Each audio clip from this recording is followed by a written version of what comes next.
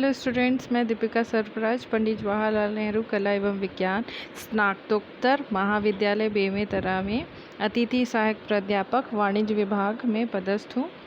आज का हमारा टॉपिक है विक्रय संगठन के उद्देश्य। भाई, विक्रय संगठन क्या होता है और उसके महत्व को जान चुके हैं हम, उसकी विशेषता को जान चुके हैं। अब उसके उद्देश्य को जानेंगे। तो सबसे पहला है विक्रय विभाग के लक्ष्यों को प्राप्त करना। भाई, जो विक्रय संगठन है वो क्या करेगा, जो लोग हैं विक्रय विभाग के जो लक्ष्य हैं उसको प्राप्त करना है। लक्ष्य क्या है? ज़्यादा से ज़्यादा सेल करना, यानी विक्रय करना, वो भी कम लागत में और ज़्यादा से ज़्यादा लाभ कमाना। भाई, जितना इफ़ेक्टिवली आप सब विभाग के जो कर्मचारी हैं वो काम करेंगे तो क्या होगा, आप अपने लक्ष्य को जल्दी से जल्दी प्राप्त कर पाएंगे। दूसरा है विक्रय योजना व व्यू रचनाओं को क्रियान्वित करना। भाई, अब आपको विक्रय से रिलेटेड योजनाएं बनाना है, प्लानिंग बनाना है, ऊपर से चक्रव्यूह बनाना है कि आप किस तरीके से प्लान करेंगे और अपने गोल को अचीव करेंगे, जो आपने लक्ष्य निर्धारित किया है उसको प्राप्त करेंगे।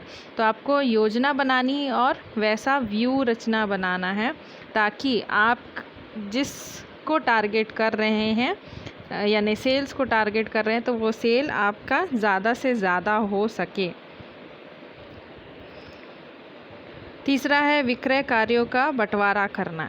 अब भाई, अब संगठन में अनेक लोग हैं, यानी व्यक्तियों का समूह है, तो उसमें जो व्यक्ति हैं उनकी योग्यता के अनुसार आप उनको कार्य सौंपेंगे।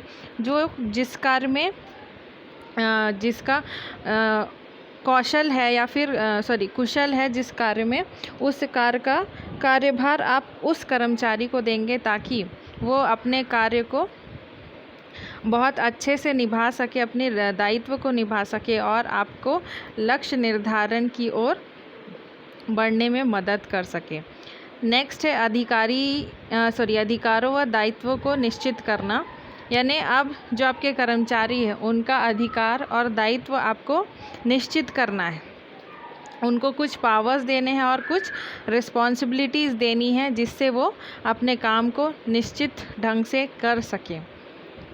पांचवा है पारस्परिक संबंधों को निर्धारित करना। भाई, जैसा पोस्ट है, संगठन में लोग हैं, लोगों का समूह है, जिनको जिस हिसाब से कार्य दिया गया है उनका संबंध उस हिसाब से होगा। जो हायर क्लास में है वो हायर लेवल के हो गए, lower class, middle class, lower class, अलग अलग जो समूह हैं उनके हिसाब से उनके साथ आपको रिलेशन मेंटेन करके चलना है। अगर आपका संबंध अच्छा नहीं रहा एक दूसरे से, तो आप एक दूसरे को कोऑर्डिनेट नहीं कर पाओगे और अपने गोल तक नहीं पहुंच पाओगे। इसलिए संगठन का सबसे मेन इम्पॉर्टेंट उद्देश्य रहता है कि आपको एकजुट होकर काम करना है, तभी आप एक अच्छे संगठन के कर्मचारी कहला पाएंगे।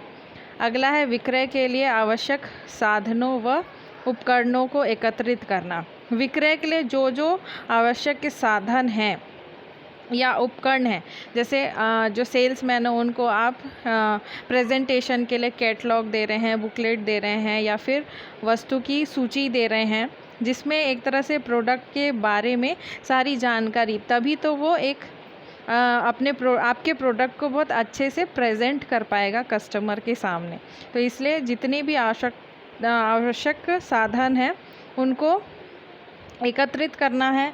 और आप कह सकते हैं बाज़ार से रिलेटेड, क्योंकि आपको विक्रय करना है तो आपको कस्टमर को टारगेट करते हुए कस्टमर का टेस्ट, फिर प्रेफरेंस, फिर विक्रेताओं का क्या डिमांड है या कस्टमर का क्या डिमांड है, तो वैसी डिमांड विक्रेता चाहते हैं। तो ये सब चीज़ें आपको एक तरह से ये सारे डाटा एकत्र करना है और फिर अपनी योजना को जो आपने योजना बनाई है उसमें उस तरीके से आपको कार्य करना है। अगला है विक्रय विभाग के कार्यों में समन्वय स्थापित करना। भाई, अब विक्रय संगठन है, संगठन में लोगों का समूह है, व्यक्तियों का समूह है। उस अलग अलग समूह में जब तक ये समन्वय स्थापित नहीं होगा, एक दूसरे को वो कोऑर्डिनेट नहीं करेंगे, तो आप अपने गोल को पूरा नहीं कर पाएंगे। तो इसलिए आपको अपने गोल को अचीव करना है, यानी आपके लक्ष्य जो आपने निर्धारित किया उस तक पहुंचना है। तो आपके जितने भी जो विभाग हैं उससे एक दूसरे से आप कोऑर्डिनेट करेंगे। भले आपका काम बटा हुआ है, अलग अलग काम है, बट आपको आपका काम परफेक्टली करना है कि जिससे जो आपके दूसरे विभाग हैं उनको मदद मिल सके उस काम से। अगला है कार्यों के दोहराव एवं संघर्ष को रोकना। मतलब आपको काम बटा है, अब भाई ऑर्गेनाइजेशन है, संगठन है, तो संगठन में हमेशा ऐसा होता है, और मार्केटिंग और वो भी सेल्स का डिपार्टमेंट है, तो सेल्स में कई बार होता है कई चीज़ें हम जो साधन है वो इकट्ठा करने के बावजूद हमसे कुछ मिस्टेक्स हो गए या कुछ बाह्य तत्व के कारण हमारे सेल्स में फ़र्क पड़ा, तो उस फ़र्क को आपको रिपीट नहीं करना है, या प्रॉब्लम जो आई है उसको एक बार सॉल्व कर लिए, उसको आपको दोहराना नहीं है। आपको अगर संघर्ष करिए, लेकिन वैसा संघर्ष नहीं होना चाहिए जो आपको बार बार दोहराने में मजबूर कर रहा है। आप एक बार गलती किए, ठीक है, दोबारा वही गलती करेंगे, ऐसा नहीं होना चाहिए। गलती एक बार किए, उससे आप सीखिए और दोबारा उस गलती को रेक्टिफाई करिए और आगे बढ़िए। विक्रय कर्मचारियों के मध्य उचित संप्रेषण की व्यवस्था करना। भाई जो विक्रय कर्मचारी उनके माध्यम में एक अच्छा कम्युनिकेशन होना चाहिए, या वैसी व्यवस्था होना चाहिए कि वो एक दूसरे को कम्युनिकेट कर पाएँ।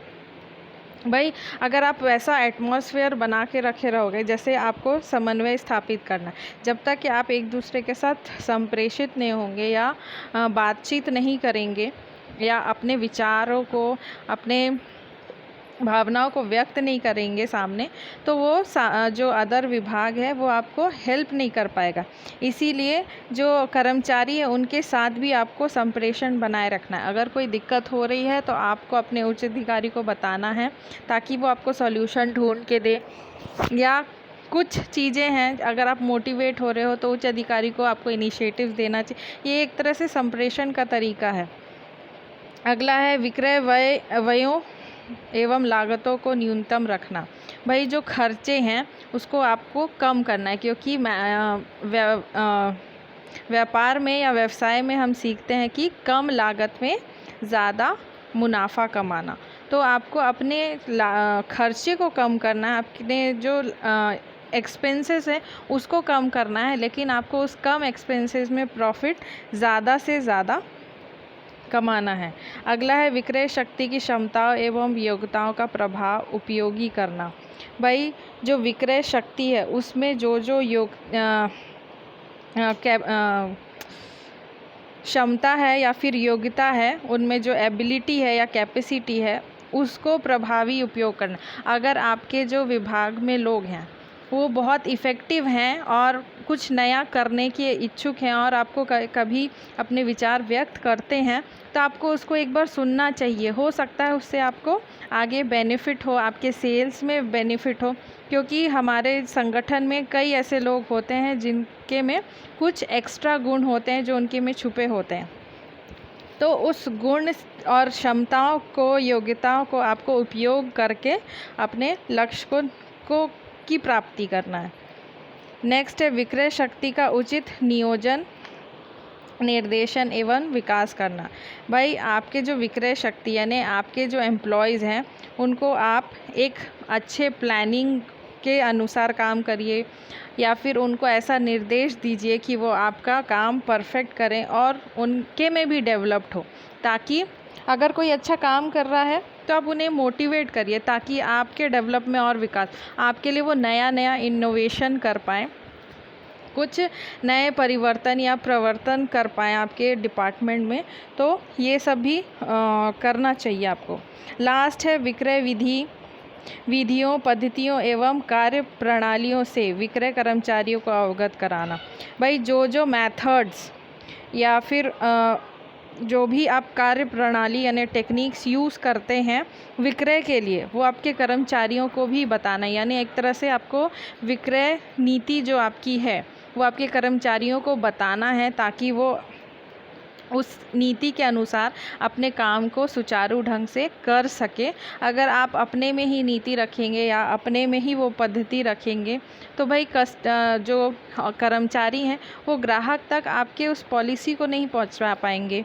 जो आपने पद्धति करी है सेल्स के लिए जिससे आपको ज़्यादा से ज़्यादा प्रॉफिट हो, वो अगर उनको पता ही नहीं रहेगा तो वो पद्धति वो अपनाएंगे ही नहीं, और जैसा उनको सिखाया गया है अपॉइंटमेंट के बाद ट्रेनिंग में वो उसी पद्धति से अपने सेल्स को करेंगे तो उसमें हो सकता है आपके सेल्स में उतना मुनाफा ना हो। इसलिए जो भी आप पद्धति यूज़ कर रहे हैं या फिर परिवर्तन कर रहे हैं वो अपने कर्मचारियों के साथ उनको अवगत कराइए। तो ये ख़त्म हुआ विक्रय संगठन के उद्देश्य। Thank you. Be safe, be healthy. Last में सॉरी फॉर द मिस्टेक्स।